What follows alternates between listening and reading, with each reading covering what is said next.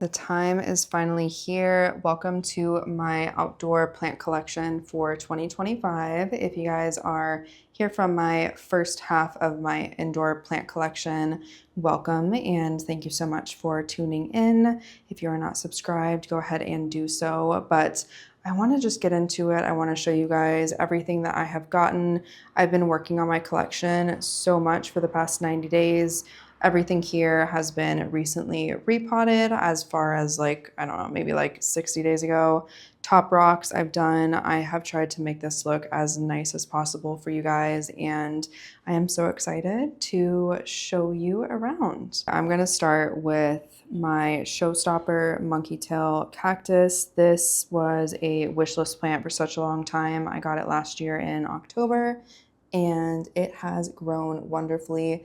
I've actually moved it over to this spot because I feel like it gets a little bit more light, and I've been wanting to test that out. I want to make sure that we don't start to etiolate on this guy, so I just want to keep the same thickness going. Since moving it to this spot, it definitely seems a lot happier and it seems to be growing a little bit more. I chopped it probably a couple months ago and I have not seen any new growth, but it was starting to etiolate, and I just wanted to kind of start over and encourage some new growth. This is a thrifted pot. I think it was 2 videos ago. I thrifted this at Goodwill for like $8. I think it looks phenomenal here. So this plant is definitely one of my favorite in my collection, but we're gonna pretend like I did not say that in front of all the other plants. I love it. It has not bloomed for me yet, but we are keeping that hope alive. This is a honorable mention. I think this is a star aloe. I have one here and then I've got one over there too. Honestly, I kind of just wanted to use the pots. But looking back, I don't really think the white fits out here, but for now it's fine. I do love these plants. I think Harley G was the one who put me onto them, and their coloring is so cool. I haven't had an aloe in such a long time, so I wanted to give it a go. Like I said, I don't think the pots fit the patio too well, but I think it's okay. And I really wanted something hanging on these hooks because they have been empty for far too long, so that will do for now.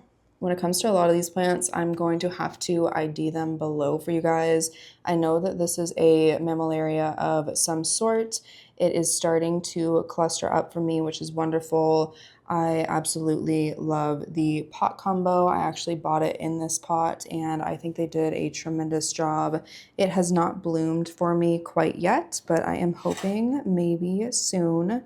It's really cool. I definitely have to make sure that I am not overwatering any of these guys, but I love it, and it's the only mammillaria in my collection at this point. Here we have my rainbow cactus. I am blanking on the name of this guy.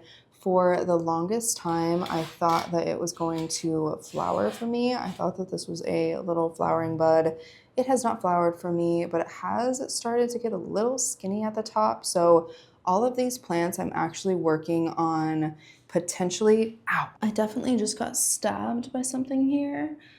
So we had to take a little intermission. As I was saying, all of these plants I want to test out giving a little bit more light to. Right now I have this shade cloth up, which I think blocks like 70% of the light, or maybe it's 30% of the light. I can't remember, but I think all of these could take a little bit more sun. So once the temperatures reach like 90 at the highest, I might just take this down and see how these guys fare. Just because etiolation is the bane of my existence when it comes to cacti, so I really want to make sure that I'm mindful with that. All in all, I think she's doing pretty well. To the right of her, we have my Euphorbia white ghost.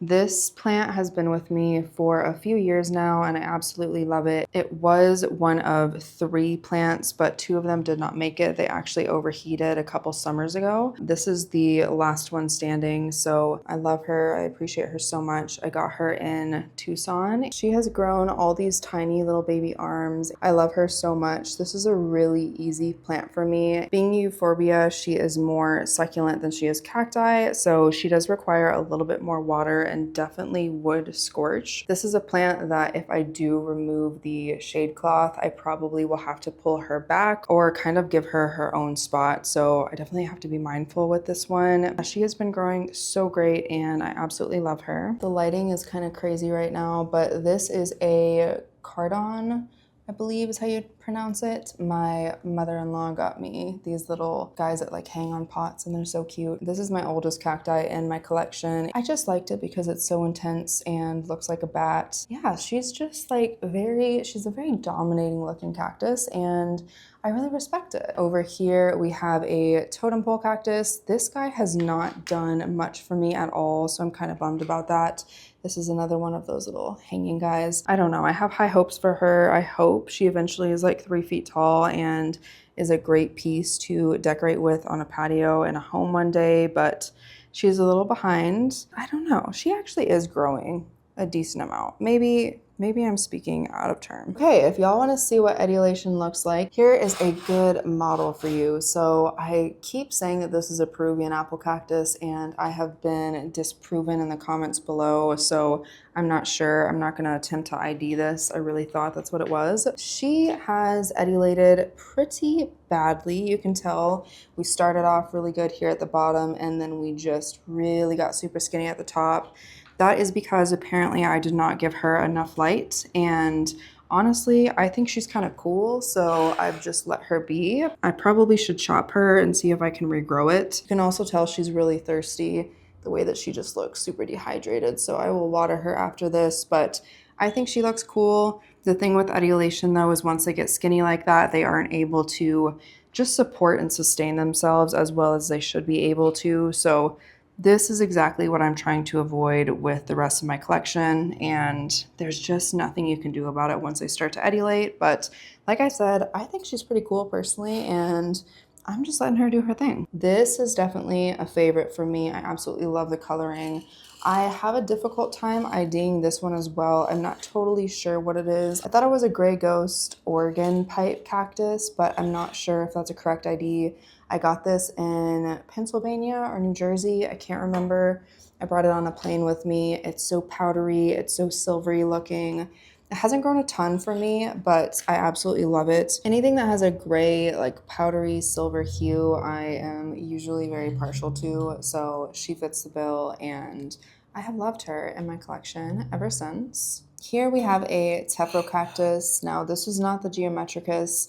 I'm blanking on which one this is. I got this really recently. Some people call it a pinecone cactus and I love it so much. This is 2 plants potted into one. I got this at Arizona Cactus Sales in Gilbert, I believe, but this has really cool flowers. It's so unique.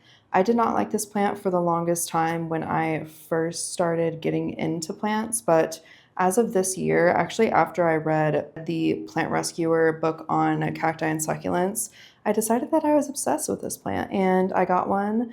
This is one of those plants that I'm really worried about etiolation with, so I'm going to test giving it as much sun as I can, but so far so good, and I'm so happy to have her in my collection. This, I will put the name in the bottom because I'm blanking, but this is a variegated agave, I believe. I think it is stunning. If you guys watched my most recent thrifting haul, you would have seen that I found this at Goodwill, and I think the mix, the pot is just so cool. It looks really old worldy, and I love this plant so much. She is beautiful, and I think it's one of my favorite pairings that I have here outside. We have an adenum, a desert rose here. This is a thrifted pot as well. This is like a akadama. I'm not sure if that's how you pronounce that, but top rock. I think it's really, really pretty, and I love the pot. It's nice and textured. It just looks really cool. I love a bonsai in a shallow pot like this, and this guy has bloomed a couple times for me already. I've tried to prune him back just to make him look a little bit more bonsai, but I love this plant. I love that it's in the center, and it's a really good option if you want something that feels like a bonsai but isn't as demanding when it comes to watering needs. Here we have a variegated geometricans, I believe. This has flowered for me once before. I love this guy so, so much. I was really intimidated to have this in my collection at first, but I have been pleasantly surprised with how easy it is to care for. In a sense, it can be a little bit thirsty, but obviously with any of these guys, you really have to be careful when it comes to overwatering. But I have loved having this plant so much. It's so unique. I love the pot that it's in too. It's really simple, but to me it looks amazing. Okay, my phone is overheating. The joys of being in Arizona. This guy, I am forgetting what the name is. I want to say it's a Dideria, I think. I'm not sure, but this is very closely related to the ocotillo plant. It's got gorgeous flowers. It's a little bit fluffier looking than your regular ocotillo, and I'm just excited to have something that is kind of like what you see in Arizona, but a little bit different and more unique. I want to say these are native to Madagascar, but I could totally be making that up. It doesn't look like much now, but I promise once it starts to branch out, I think it will look so, so cool. And I'll insert pictures of what it looks like when it's a little bit more mature. Here we have a ficus bonsai. This is my oldest bonsai that I have. This is the first ever bonsai that I got. She needs a haircut very, very badly, but I love her. She's so easy. She's so forgiving.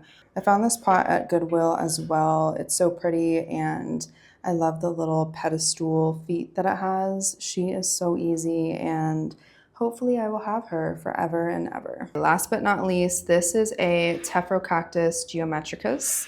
This is the newest plant in my collection. I got this from Arizona Cactus Sales. This is actually one of Eric Lundberg's collection that he is selling because he is retiring. So when I saw that he had Tephro available, I immediately purchased one. This plant was the last wish list plant that I had left, and I'm honestly shocked to own this. This is his original tag for it, and I think so yeah, it's from February of 2020. From what I have seen about this plant, it grows one of these balls every year, God willing. So it definitely is not going to be a fast grower, but it's got amazing flowers, and this is part of the reason why I want to be so careful with etiolation, because this is supposed to be so cylindrical. I want to make sure that it's getting plenty of light. I know a lot of people have issues with this plant when it comes to, growth speed, rotting. I'm nervous, to be honest. I'm super, super nervous, but I'm going to do my due diligence to research the best care for this. I just want to make sure that I do what I can to give it a good home, because I am so appreciative and happy to let this plant live on in my collection. All right, guys, that is it for today's video. My phone has overheated 3 times and it's just way too hot out here, so I'm gonna keep it short. I'm gonna keep it sweet, but thank you for tuning into my outdoor collection for 2025. I was so excited to share this with you guys. I've really been working so hard on not only the collection, but just the presentation. So I hope that you guys enjoyed. If you guys have any tips, tricks, comments, feedback, if there's a plant that you absolutely loved, let me know. I can't wait to review the comments on this video and just talk to you guys and chat a little bit more. I am literally sweating bullets if you can't tell. So I'm gonna go inside. Next time I see you, hopefully it is not nearly as hot when I am filming, but that is it. And thank you guys so much. Make sure you are subscribed if you have not. I would love to see you in the next video. That is all. Bye, guys.